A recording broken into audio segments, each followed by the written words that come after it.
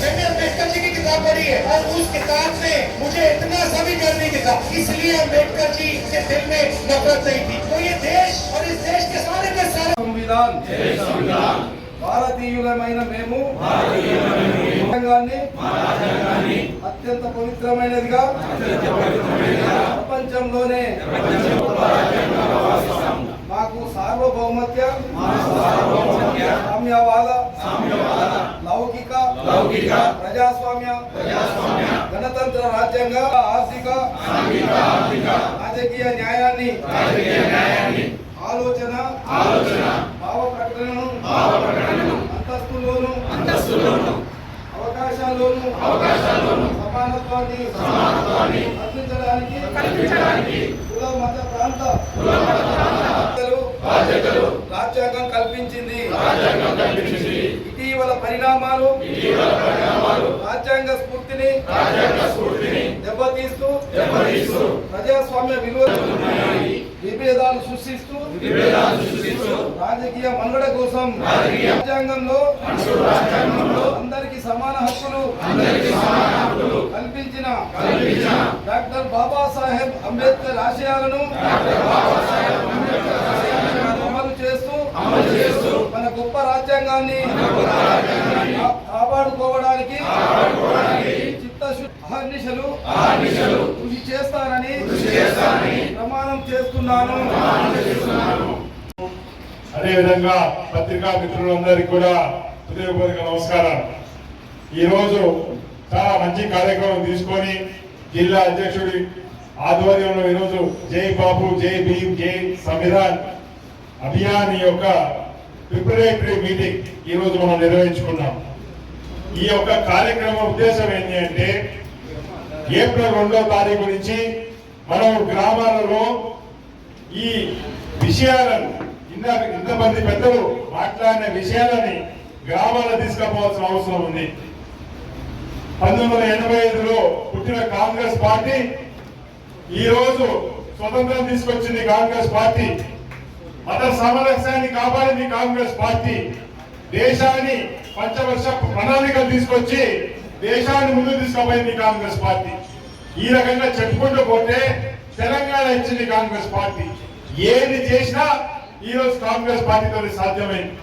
అదేవిధంగా 1924 నవంబర్ నెలలో మహాత్మా గాంధీ గారు కర్ణాటక బెల్గావిలో ఆయన 100 సంవత్సరాల క్రితం ఆయన ఏఐసిసి అధ్యక్షుడిగా మొట్టమొదటి సమావేశం నిర్వహించినారు. ఈ రోజు మనం జై బాపు అని చెప్పి 100 సంవత్సరాలు పూర్తి చేసుకున్న సందర్భంలో వారిని స్మరించుకుంటున్నాం. అదేవిధంగా 1950లో అంబేద్కర్ గారు మన దేశానికి రాజ్యాంగాన్ని రాసిస్తే అన్ని మంచి సూచనలతోటి అందరూ ఆ రోజు కాంగ్రెస్ వాదులే. వారి సూచనల మేరకు ఆ రోజు ఆర్ఎస్ఎస్ పెద్ద వ్యతిరేకించినా గానీ మనం రాజ్యాంగాన్ని స్థాపించుకొని ఈ రోజు 75 సంవత్సరాలు పూర్తయింది. ఆ స్ఫూర్తిని తీసుకొని మనం ముందుకెళ్తున్నాం. అందుకోసం చెప్పదలుచుకున్నాను జై బాపు జై భీమ్ జై సంవిధాన్.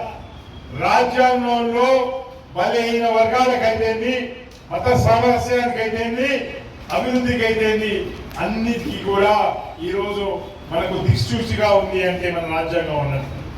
ఈ రోజు 75 సంవత్సరాలు పూర్తయినా ఆ రోజున్న విలువలు కానీ ఆ రోజున్న ఏదైతే ఉన్నాయో అందులో ఈ రోజు కూడా ప్రెసెంట్ స్టేటస్ లో కూడా అవి నిజంగా కూడా అంత అమూల్యమైన సందేశాలు ఉన్నాయి ఈ రోజు మన రాజ్యాంగంలో. అట్లాంటి రాజ్యాంగాన్ని మొన్న నరేంద్ర మోడీ గారు ఈ ఇస్ బార్ 400 బార్ అని చెప్పి 400 సీట్లు వస్తే రాజ్యాంగాన్ని కూడా మార్చే ఒక కుటిలమైన ఒక చిత్రాంగాన్ని ఆయన నిర్మించినారు. 500 రూపాయల గ్యాస్ సిలిండర్ అయితేంది, రైతు రుణమాఫీ అయితేంది, ఇప్పుడు ఇవ్వబోతున్న ఇంధన బిల్లులు అయితేంది, 500 రూపాయలు బోనస్ అయితేంది, ఈ రకంగా ఎన్నో కార్యక్రమాలు చేసినారు. ఆ కార్యక్రమాలన్నీ వివరిస్తూ డప్పు కొడుతూ మన జెండాతోటి మన ఈ ఫోటోలు పెట్టుకొని గ్రామంలో తిరగాలి. గ్రామం అయిపోయిన తర్వాత ఈ గ్రామ శాఖ అధ్యక్షుడు ఆధ్వర్యంలో వచ్చే గ్రామం వరకు వాళ్ళ పొలిమేర వరకు మనం పోయి వారికి ఇవి హ్యాండ్ ఓవర్ చేసి రిలే పద్ధతిలో వారికి ఇస్తే మళ్ళీ వారు అదే గ్రామంలో తిరుగుకుంటూ మళ్ళీ ఇంకో గ్రామానికి వెళ్తారు. అంటే మనం ఎక్కడికి పోయినా కానీ మన గ్రామ శాఖ ఆధ్వర్యంలో ఈ కార్యక్రమం నిర్వహించుకోవాలి. మండలం అంతా కూడా పొద్దున 2 గ్రామాలు, సాయంత్రం 2 గ్రామాలు ఈ విధంగా చేసుకొని మండలం మొత్తం పూర్తయిన తర్వాత ప్రతి మండల హెడ్ క్వార్టర్ లో ఒక మీటింగ్ పెట్టుకుంటాం. దానితో పాటు ఇందాక అంజద్ భాయ్ గారు మాకు మంచి సలహా ఇచ్చినారు, తెలుగులో దీన్ని అనువదించాలని చెప్పి వీడియోని కూడా తెలుగులో అనువదించి, ఎందుకంటే ఆ వీడియోని తెలుగులో చూస్తే నాకు హిందీ అర్థమైందని చెప్పి వీడియో చూసి అర్థం చేసుకున్నాం.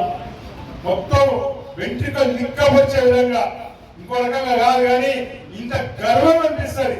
ఎందుకంటే మీ అందరికీ తెలుసు 4 తరాల నుంచి మీరు కాంగ్రెస్ పార్టీ, ముత్తాత కాంగ్రెస్, తాత కాంగ్రెస్, ప్రధాన కాంగ్రెస్, నాద కాంగ్రెస్, మీరు కాంగ్రెస్.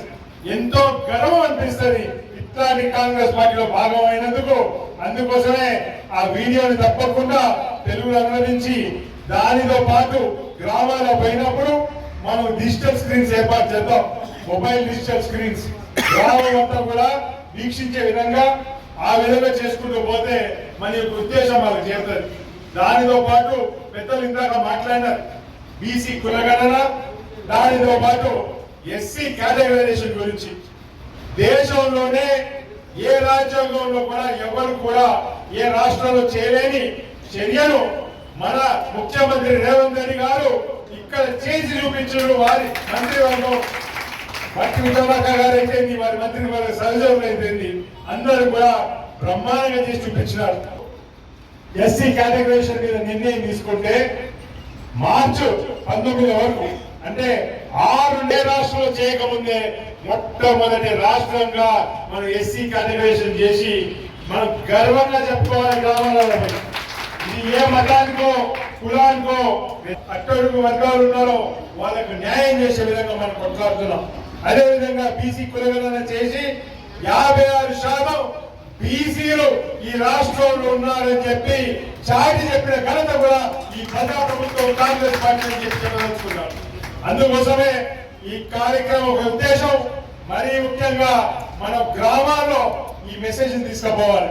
అందుకోసం ఇక్కడికి వచ్చిన మండల కాంగ్రెస్ నాయకులు, బ్లాక్ కాంగ్రెస్ నాయకులు, యూత్ కాంగ్రెస్ మహిళా సేవాదారులందరికీ కూడా నా విన్నపం, ఇదే విధమైన కార్యక్రమాలు మనం మండల స్థాయిలో 28వ తారీఖు పెట్టుకోవాలి. గ్రామ స్థాయిలో కూడా ఈ మెసేజ్ తీసుకుపోవాల్సిన అవసరం ఉంది.